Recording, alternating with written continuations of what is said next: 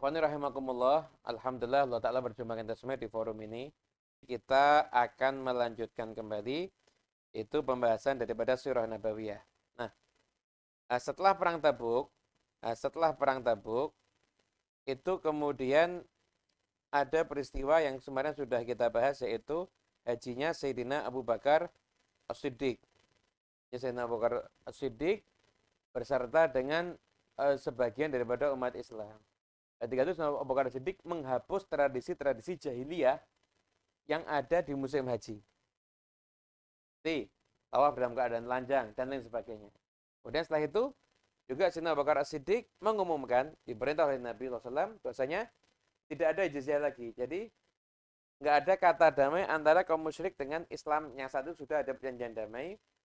Mereka hanya diterima kalau mereka itu memeluk agama Islam. Nah, setelah itu maka rombongan berbondong-bondong menuju ke kota Madinah. Walaupun ada juga yang sebelum berangkat hajinya Sayyidina Abu Bakar As-Siddiq. Itu seperti suku Sakif yang mereka perang sama Nabi ketika perang Tabuk. Nabi SAW itu ketika perang Tabuk itu beliau setelah menghadapi Hawazin itu menghadapi suku Sakif. Karena dari Hawazin itu kemudian lari ke Taif yang bentengnya kokoh. Yang kemarin sudah kita bahas bahwasanya bentengnya itu tidak bisa dijebol. Nah, suku Thaqif ini akhirnya menyatakan diri untuk memeluk agama Islam. Dan menurut riwayat daripada Ibn Ishaq, itu terjadinya sebelum hajinya Sayyidina Abu Bakar As-Siddiq. Jadi tahun-tahun setelah perang Tabuk itu namanya Amul Wufud. Tahun utusan-utusan dari berbagai macam suku di Arab itu berbondong-bondong memeluk agama Islam. Itu terjadinya adalah setelah daripada perang Tabuk. Di antaranya yang masuk Islam ada suku Thaqif. Suku Thaqif ini yang tinggal ada di Taif. Taif itu adalah kota suci yang dianggap istimewa selain kota Mekah. Kan dikatakan Taif itu termasuk kota Tuhan. Masuk kota Tuhan. Nah, ketika Nabi SAW dulu berdakwah ke Taif, Nabi mendapatkan perlakuan yang tidak menyenangkan. Itu beliau itu akhirnya dilempari batu sampai berdarah-darah Nabi Muhammad SAW oleh orang-orang Taif. Orang-orang Taif ini suku Thaqif ketika itu diawali keislaman mereka oleh masuk Islamnya salah seorang tokoh mereka yaitu Urwah bin Mas'ud. Urwah bin Mas'ud ini tokoh yang paling disegani ada di Taif. Suku Thaqif segan sama Urwah bin Mas'ud. Sampai-sampai di antara bentuk penghormatan mereka kepada Urwah bin Mas'ud ini diabadikan oleh Allah Ta'ala di dalam Al-Quran ungkapan-ungkapan orang musyrik kepada tokoh-tokoh mereka di antaranya Urwah bin Mas'ud. Sampai di surat Az-Zukhruf ayat 31 Allah Ta'ala berfirman, wa qalu laula nuzzila hadzal qur'anu ala rajulin minal qaryataini 'azim. Mereka orang-orang itu mengatakan, kenapa kok Quran ini enggak turun kepada seseorang dari dua daerah ini, dua Korea ini. Maksudnya apa? Mekah dan Taif, yang orang itu adalah orang yang agung. Maka di antara dua orang yang dianggap oleh orang kafir saat itu, harusnya Quran itu turun ya kepada dua orang ini. Yang satu dari Mekah namanya Al-Walid bin Mughirah, dan satunya lagi adalah Urwah bin Mas'ud Ats-Tsaqafi dari suku Thaqif yang tinggal ada di Taif. Kenapa? Karena mereka itu adalah tokoh yang diagungkan di daerahnya masing-masing. Nah, Urwah bin Mas'ud ini masuk dalam agama Islam, mendatangi Nabi SAW di kota Madinah. Dan ini sebelum suku Thaqif masuk Islam ya. Urwah bin Mas'ud datang duluan. Akhirnya berjumpa dengan Nabi, masuk Islam. Ketika dia ingin menyampaikan dakwah di daerahnya, Nabi mengatakan, mungkin kamu sembunyikan dulu, mungkin saatnya, kata Urwah bin Mas'ud, ya Rasulullah, mereka ini mencintai aku lebih daripada mereka mencintai perawan-perawan mereka. Ada juga riwayat lebih daripada mereka mencintai absor, pandangan mereka. Artinya apa? Urwah bin Mas'ud itu menyampaikan ini orang-orang Sakif itu mencintai aku lebih daripada diri mereka sendiri. Jadi kalau saya masuk Islam nggak akan ada apa-apa. Urwah bin Mas'ud pulang nggak menyatakan keislamannya. Dia itu berada di tempat istirahatnya begitu. Tiba-tiba dihujani panah. Akhirnya Urwah bin Mas'ud itu meninggal dunia. Jadi mereka tuh masih benci sama Islam saat itu sampai seperti itu. Orang yang paling mereka cintai masuk Islam, itu mereka musuhi, itu mereka perangi, sampai pada batasan sekalipun tuh Urwah bin Mas'ud. Mereka katakan seandainya Quran turunnya nggak sama Urwah bin Mas'ud, itu aja mereka bunuh dengan cara yang kecil karena mereka masih membenci Islam. Akhirnya, orang-orang Sakif ini ketika itu bermusyawarah. Kenapa? Lihat sekitarnya udah masuk Islam semuanya. Dan kalau sampai terjadi perang, mereka nggak mungkin bisa menghadapi. Akhirnya menyatakan dirinya masuk Islam. Jadi kadang-kadang masuk Islam itu enggak murni beriman dulu, kadang-kadang seperti itu. Karena kondisi kadang-kadang. Termasuk suku Thaqif ini. Berangkat. Kirim utusan ke Madinah. Bimbing sama Kinanah bin Abdul Yalil.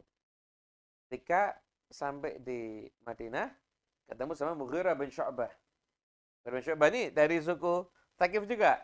Disambut, diajari. Jadi kamu kalau mau menemui Nabi SAW, itu caranya begini, begini. Itu ada cara yang diajari sama Mughirah bin Syu'bah. Itu masuk, ternyata nggak menghormati Nabi kecuali dengan penghormatan ala jahiliyah. Begitu. Jadi itu Rasulullah menempatkan waktu lagi di masjid, ada kayak ditaruh kemah begitu. Pada mereka dengarkan Quran, lihat orang sholat dan lain sebagainya. Itu akhirnya mereka beberapa hari silih berganti datang kepada Rasulullah SAW. Karena Nabi SAW itu juga mendatangi mereka, ngajak mereka dan mengenalkan mereka kepada agama Islam. Kan Rasulullah SAW itu mendatangi mereka setiap malam ba'da salatul Isya. Itu sampai Rasulullah SAW itu kalau ngajak mereka itu sampai Rasulullah SAW itu sampai berdiri dari saking capek ya, berdiri satu kaki gantian begitu. Karena capeknya Rasulullah SAW itu mendakwahi mereka. Terus tapi dikerjakan oleh Rasulullah SAW.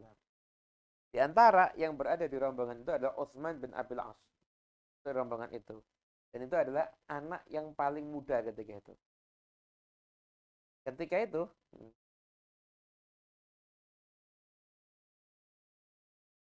Utsman bin Abil As ini sering datang ke Nabi SAW secara pribadi untuk tentang agama, baca Quran dan lain sebagainya. Sampai akhirnya dia jadi rombongan itu yang paling alim Utsman bin Abil As. Utsman bin Abil As ketika itu rombongan yang paling alim. Kemudian Utsman bin Abil As kalau Rasulullah SAW tidur maka datang Sayyidina Abu Bakar Siddiq dan itu dirahasiakan. Sampai akhirnya Rasulullah SAW cinta sama Utsman bin Abil As. Utsman bin Abil As. Kemudian ketika itu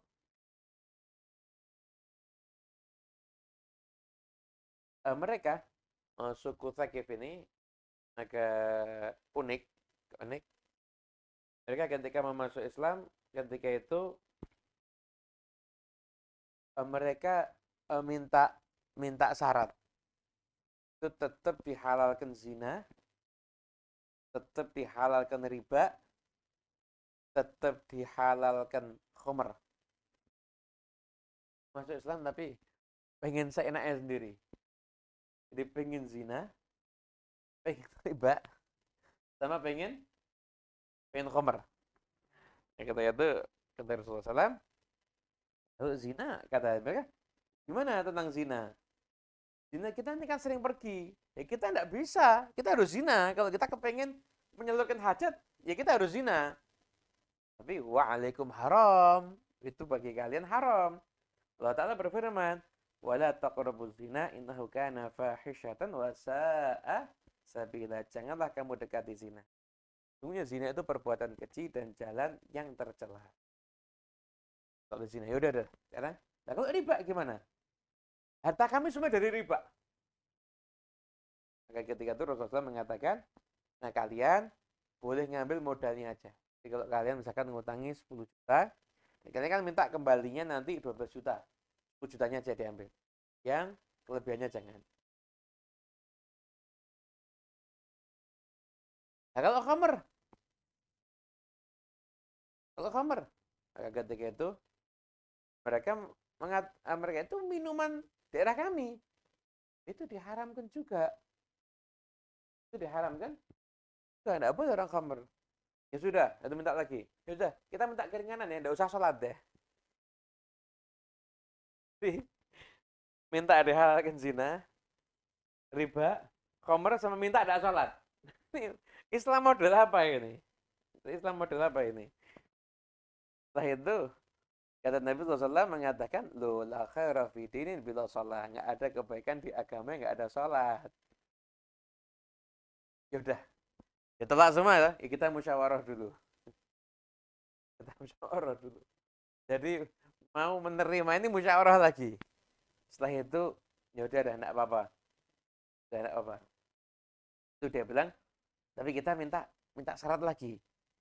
Itu kita punya berhala yang disembah, namanya Lata. Ya, 3 tahun ya, jangan dihancurkan dulu. Enggak, setahun. Enggak, udah, sebulan setelah kita datang. Enggak juga.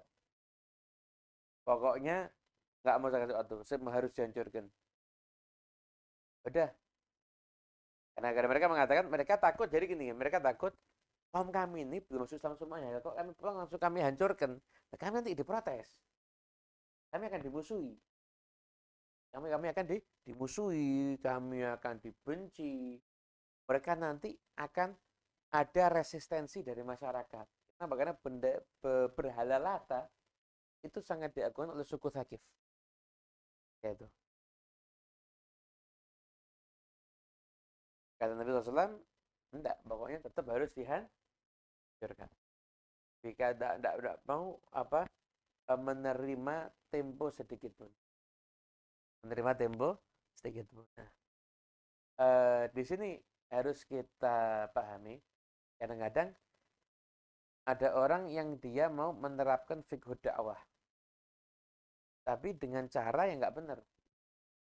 Lihat, Nabi SAW itu bisa aja mengatakan, ya nggak apa-apa dah, khusus buat kamu, berhala Lata dibiarkan aja. Oh, itu kan nggak kamu sembah. Jadi begitu, ya kan? Itu nggak ngurangi iman mereka. Loh, bukan mereka pamit mau menyembah Lata, tapi mereka pamit mau mendiamkan Lata selama 3 tahun. Kan mau menyembah, tetap menyembah Allah, tapi membiarkan itu. Ketika itu Nabi enggak, surga.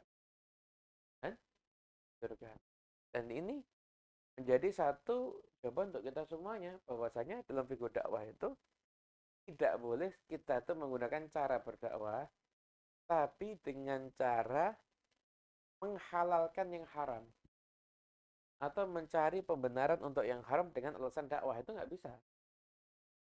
Itu nggak boleh seperti itu. Jadi, lakukan dakwah dengan cara, misalkan, ada perkara sunnah, tinggalkan. Atau perkara makruh, dijalankan. Karena urusan dakwah, itu mesti bisa masuk akal dalam ranah fikih dakwah. Tapi kalau sudah menghalalkan yang haram, atau mencari pembenaran untuk sesuatu yang haram, ini sudah bertentangan daripada fikih dakwah itu sendiri. Nggak bisa. Juga ini menunjukkan urusan tauhid. Nah, jadi jangan bertasawuf tapi nggak ngikuti agama. Atau katakan nggak apa-apa nyembah patung itu. Toh patung itu juga ciptaan Allah, seakan-akan juga nyembah Allah. Kalau gitu ngapain Nabi nyuruh hancurkan? Kan ada Ka'bah Yamani ya, yang ketika itu Nabi mengatakan, siapa yang bisa membuat aku tenang dengan hancurnya Ka'bah Yamani? Jarir bin Abdullah al-Bajali yang dikirim untuk menghancurkan itu. Karena disembah. Berarti yang disembah selain Allah Ta'ala. Ketika itu nggak bisa. Segala sesuatu tidak akan diterima menyembah apapun kecuali Allah Ta'ala. Jadi yang diterima hanya menyembah Allah Ta'ala titik. Dan dengan cara agama kalau menyembah Allah tidak mengikuti agama Islam juga tidak diterima sama Allah. Islam itu satu-satunya perantara yang benar dan tujuannya adalah nanti menyembah Allah Ta'ala Tuhan yang maha benar. Lainnya itu enggak. Gitu. Silakan muamalah seperti kita muamalah dengan non muslim, tidak ada masalah. Tapi jangan mengatakan ada ajaran yang benar kalau enggak Islam dan kalau tidak menyembah Allah Ta'ala. Nah, ini suku Thaqif ketika itu mereka takut resistensi karena ini sangat diagungkan. Jadi kita bisa bayangkan itu mungkin jadi sesembahan yang sangat diistimewakan. Tapi Nabi mengatakan nggak bisa. Akhirnya mereka juga nggak mau kalah akal. Ya kalau gitu nggak menghancurkan ya Rasulullah.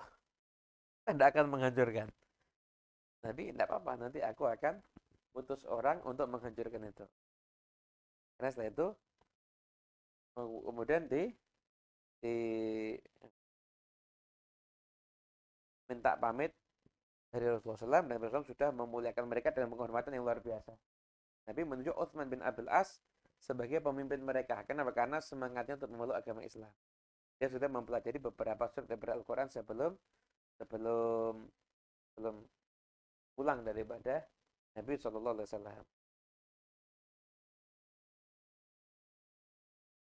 Kemudian setelah itu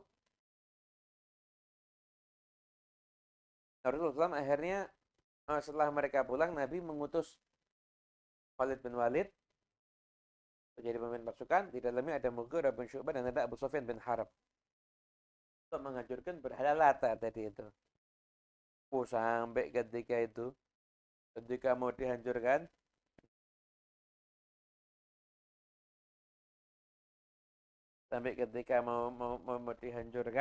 itu kan Mughirah bin Syu'bah ini bawa kapak gitu. Perempuan-perempuan tidak pakai jilbab, wah tangisan. Kayak mau dibunuh anaknya gitu mungkin. Bisa bayangkan jeritannya itu tadi semua perempuan itu. Tapi mengatakan kesian kamu. Akhirnya hancur setiap pukulan. Jadi Mughirah bin Syu'bah uniknya itu pernah ketika akan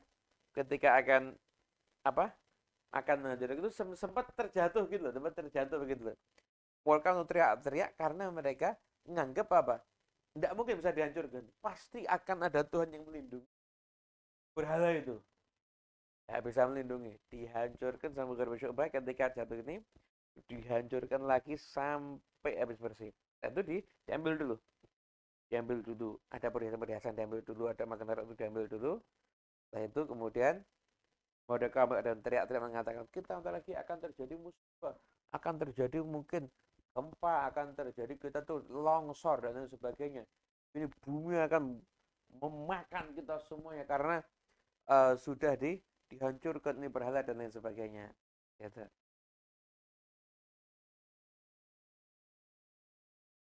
Setelah itu pulanglah yang ditunjuk oleh Nabi Muhammad SAW diutus untuk mendatangi suku Thaqif dan menghancurkan berhala Lata. Kata Ibnu Sa'd di dalam Tabaqahnya, Mughirah mengatakan, ketika Thaqif masuk dalam Islam, maka aku tidak mengetahui ada kaum dari suku Arab yang seperti Thaqif. Mereka itu sangat baik Islamnya dan mereka itu tidak ada sedikit pun berpaling daripada Allah dan daripada Al-Quran. Sampai-sampai kita pernah baca surah ketika wafatnya Rasulullah SAW, itu kan suku-suku Arab yang masuk Islam itu kan akhirnya banyak yang murtad.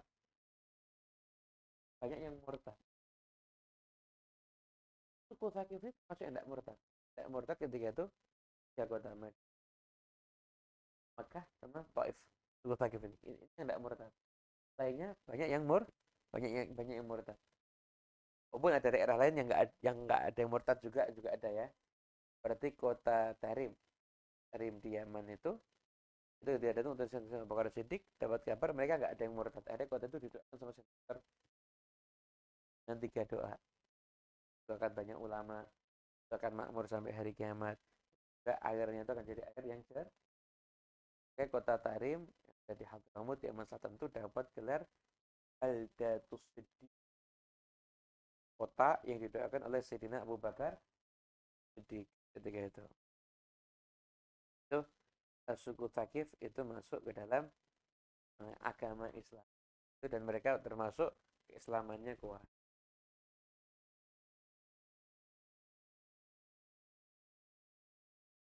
Kemudian setelah itu berbondong-bondong suku-suku Arab itu mendatangi Nabi Islam dan masuk ke dalam agama Islam.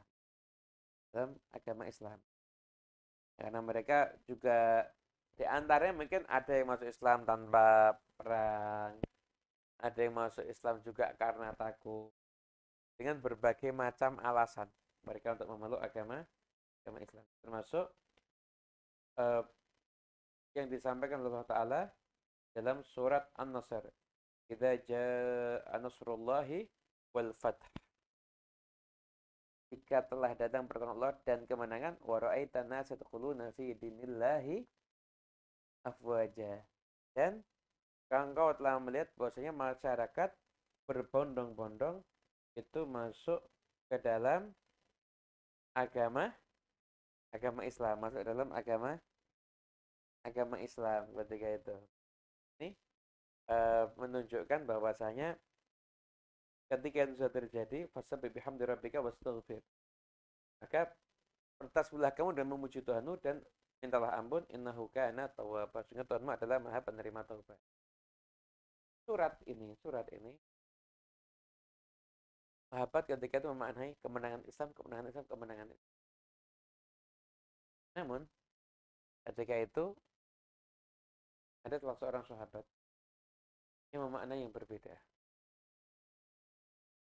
Yaitu Abdullah bin Abbas. Abbas itu adalah seorang sahabat yang dia mendapatkan pemahaman tentang ya Allah, jadikan dia itu orang yang dalam ilmu agamanya dan dia juga menguasai daripada Al-Quran. Daripada Al-Quran.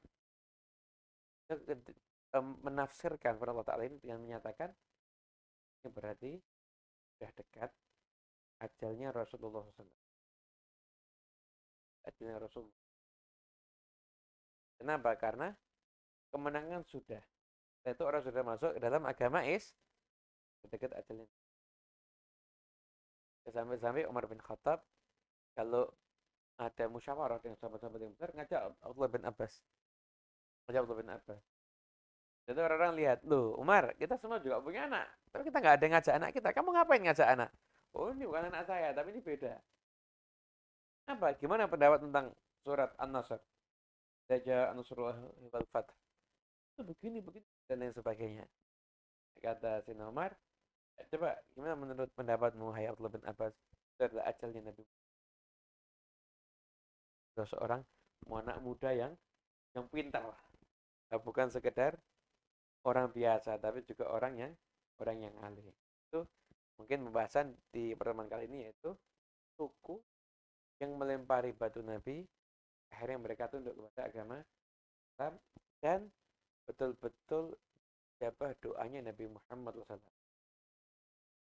Ketika Nabi dilempari di Taif, ketika itu malaikat pun mendatangi Nabi.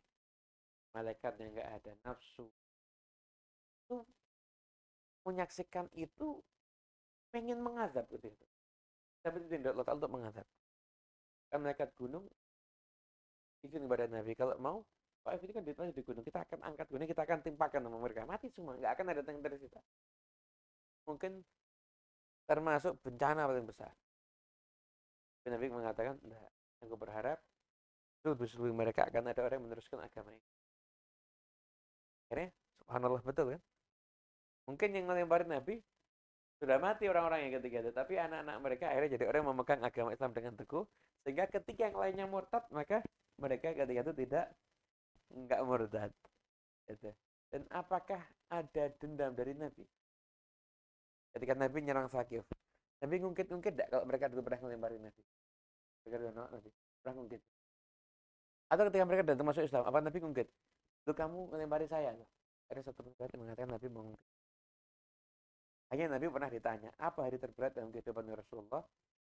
Nabi kan ya ketika dia dilempari ada di karena Siti Aisyah mungkin menganggap terberat itu ketika itu mungkin di perang-perang yang lain daripada perang Uhud.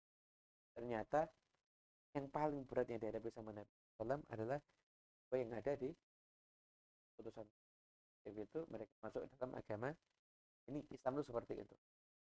Nah, dakwahnya Nabi Muhammad SAW tidak ada apa hawa nafsu, tidak ada dendam, tidak ada urusan pribadi, tapi semuanya ikhlas karena Allah Subhanahu wa Ta'ala.